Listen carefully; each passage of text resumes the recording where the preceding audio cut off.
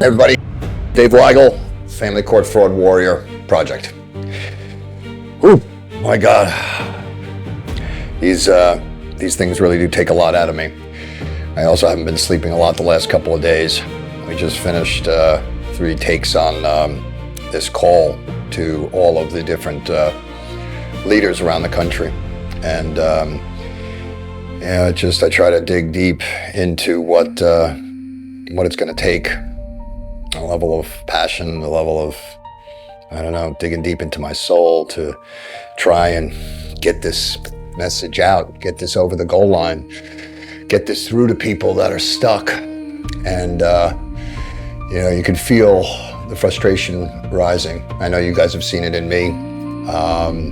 It's incredibly taxing, but at the same time, I'm honored. I've got ice going through my veins. I have all you people put your trust in me, put your hope, your dreams, and your pain, and your anguish in my hands, and ask me to lead this thing. I don't take it lightly, and I go back and forth. When I think I'm my best self, I know that I'm communicating with compassion and empathy and respect, and I just wonder, am I really helping you, at this juncture with this particular project? Because we're not seeing enough follow through. We're not seeing enough conversion rate. We're not seeing enough people come in and actually to complete the plan. And look, I do understand there is some incredible avoidance. There is this blindness that goes on where you just don't have any control in this courts, and you are tormented over such a long period of time that, the psychosis aspect of it is this level of ownership.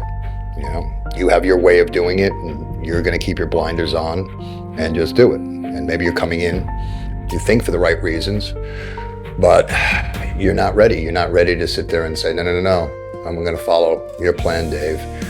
Your plan has had all the successes. I haven't. When people say that to themselves, I think they're saying to themselves that they're a failure, because that's how the courts have molded your mind to think.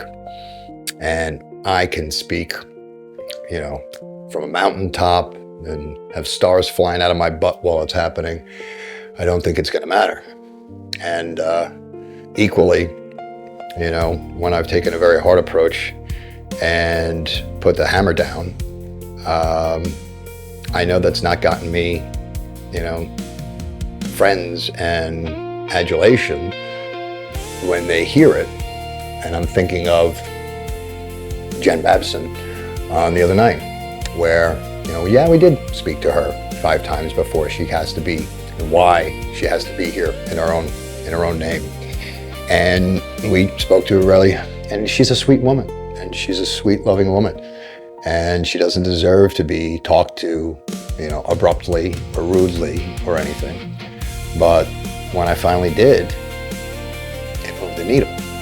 The very next morning, lo and behold, it wasn't a story about Facebook wouldn't let her. It was done. And this is my conundrum that I'm dealing with here right now. I want to say conceptually, I don't care who likes me. I'm here to get something done. But there's kind of bullshit in that, because I do. I don't want to be disliked. Not for my people. I do know that there is a massive rise in the infighting and the vitriol and the lies and the bullshit going on out there. Anyone who's been in this community for any kind of time or been in one of these groups knows that there's a high degree of turnover because of all this stuff. And nobody does the math and sit there and says, oh, wait, I didn't do what I was supposed to do, and I crossed the line, and now I'm no longer in the group. Does anybody ever think that they leave the group and immediately start saying, well, yeah, no, I fucked up, and I got what I deserved? No. Of course they're going to say, Dave's a narcissist, he's this, he's that, because, People don't want to take ownership of things. But then what road are we going down there? Nihilism? You know, people have come to me and said over and over, Dave, what are you doing, man? Like, these people, you're never going to help them. They're never going to help themselves. You can sit there and bring them the water, and you can help them. You can give them everything that they need, and they will shoot themselves in the foot time and time again. This is a waste of your time. And I don't want to live in a world of nihilism. But I'm not also going to sit here and blow smoke up my own ass about what's actually possible, what's actually probable. So I'm caught in the middle here. I do want to address the naysayers out there, because there is a concern that, you know, rumors left unanswered become facts. I don't know how true that is, but I do know that I'm above it, and this mission is above it, and the importance of what we're doing is above it. But I will just say this, because it's been some time since anyone's talked about anything in regards to this. And I would just simply say, I got my kids back 17 months ago, and I stayed. If you can't do the math there, if that doesn't answer a lot of the other questions, assuming that there are questions out there, I don't know what to tell you. But I just did it again. I've now been given custodial parent status of my children. We're in their home right now. I'm in Connecticut. Been here for the last 3 weeks. So now I have this third job. And I had to sit there and say, oh, you can't do this, Dave. There's just not enough hours in the day. But I'm really thinking about, okay, in 10 years from now, can I look back and say that I really gave it my all? I gave it every single inch that I had? No. So I decided to double down. I decided to say, no, this next 4 months, we've had enough polite conversations. Now we have the conversations that get shit done. And that's what I need help doing. We're putting out another APB. We need more volunteers. A lot of people have reached out, very complimentary, and saying, what can I do? We're finally answering them. Yeah, you can volunteer. I don't care if it's look, if it's an hour a week, then thank you, but no. But you know, it needs to be productive. But if someone can put in at least 5-6 hours a week, yes, please. At one point, when we had 15 volunteers and 1,500 members, we could break things up into 100 pods, 100 people pods, because this is what we need out of the volunteers more than anything.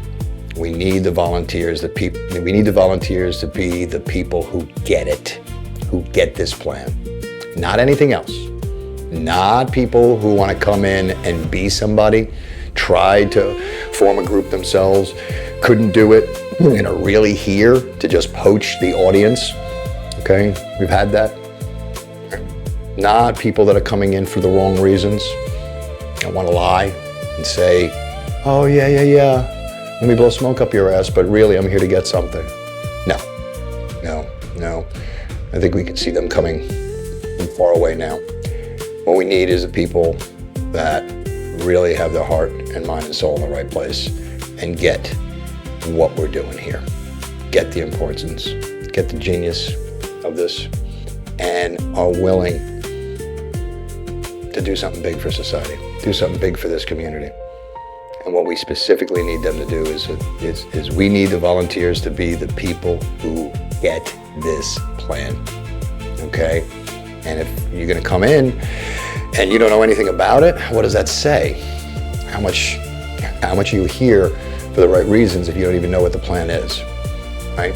So we wanna put this offer out to everybody, but we're gonna be very much on guard with who we're bringing in, because we are out for greatness, because it's gonna take greatness. I mean, it's common sense. And we're gonna need a cult-like following to enforce positivity. This is just about productivity. We got a lot of negativity happening here, and as that rises, what do you think comes from it?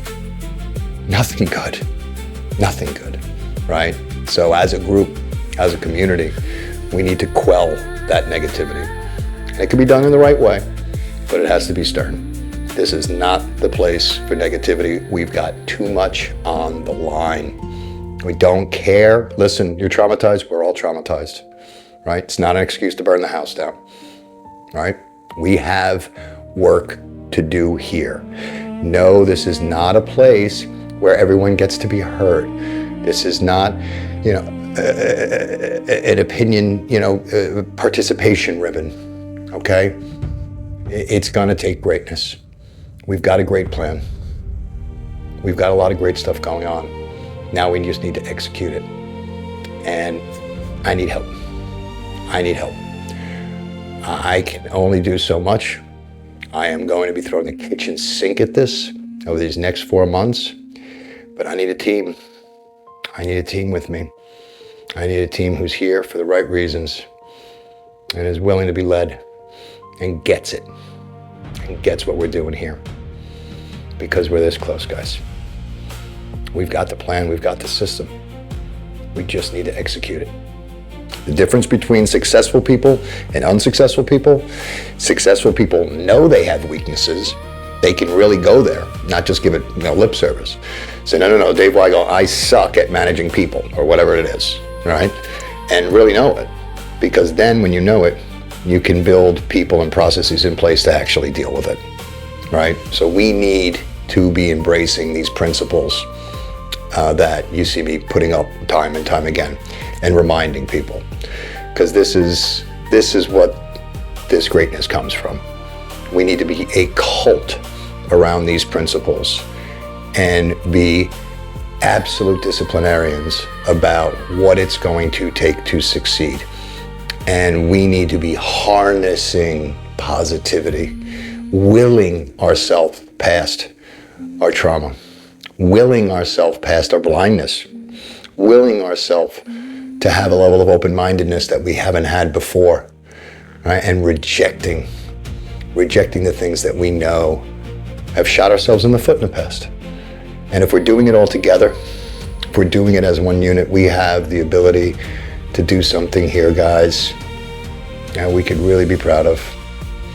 I mean, can you imagine if we are successful and we see droves and droves of kids being reunited with parents? This is what we should be thinking about every day. This is what should be this guiding light.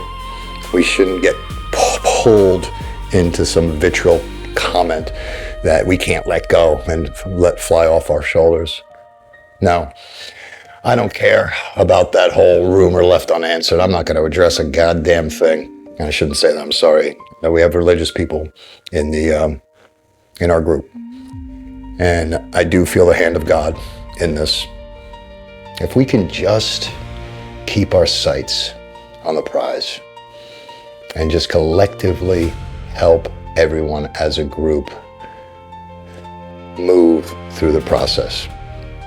Yeah, we want to have sympathy and empathy, but you know what? If some people need to have their shoulders shaken and say, you got to get this now. There is no tomorrow. We're not going to sit here and talk about this another 2 years, because that's dead. This thing goes 2 years, dead in the water. You might as well quit right now. So yeah, we're going to be holding people's feet to the fire to do something. So respectfully, with love, I'm telling the community, this is not only a call to action, but a demand for action, because it's time. It's necessary. We need this. Your kids need this. All right? I'm not doing this for me. I got my kids back. I'm the custodial parent now. I could just be filling up my kids' college fund, but I'm not. I'm taking $18,000 a month and I'm putting it into the pot to get your kids back. If that's not enough, I don't know what to tell you. I don't think you're going to be getting somebody else coming by with a better offer than that. And they're not going to be coming over with a more brilliant plan. And that's just fact. So if that's what we have to smack into people's psyche, this is tough love. This is what's necessary. I'd rather you hate me in the moment and love me for the rest of your life than vice versa. And that's what we're going to do. Please join us. The Warrior Project is this close to greatness.